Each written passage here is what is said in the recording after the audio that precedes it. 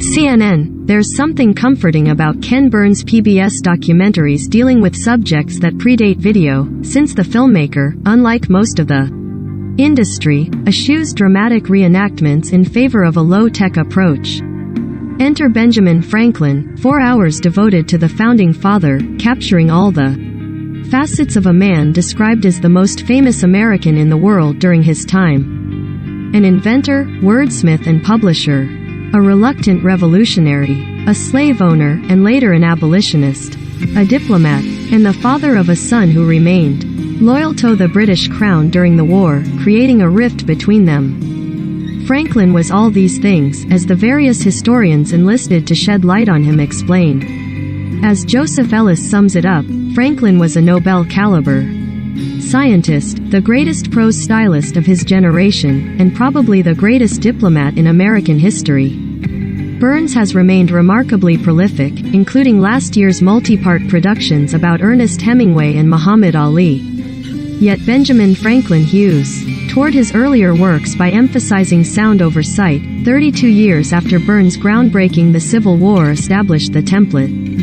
Indeed, Burns' work for PBS represents one of the documentary format's most distinctive brands.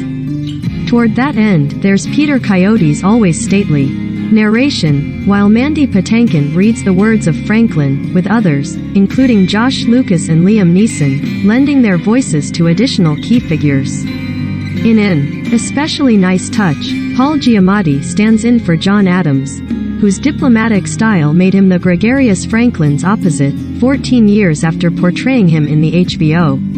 Part 1 covers Franklin's earlier life, and builds toward the onset of the American Revolution, which accounts for the majority of Part 2. That includes Franklin's pivotal efforts to secure France's support, as well as his somewhat overstated reputation for being a ladies' man during that posting.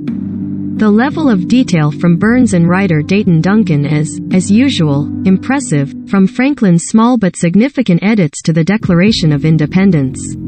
Adding self-evident, to his lament to his son, William, that you see everything through government eyes. And of course, there's Franklin's oft-quoted line after the Constitutional Convention when, asked what sort of government they had structured, he reportedly replied, "A republic, if you can keep it." Burns has always been adept, particularly in promotional appearances, at connecting history to the present, and despite some debate about its authenticity. That disclaimer attributed to Franklin has echoed loudly in recent times. Benjamin Franklin might not be as showy as some of Burns' other works, but like all of them, it's still a keeper. Benjamin Franklin will air April 4 to 5 at 8 p.m. Eastern Time on PBS.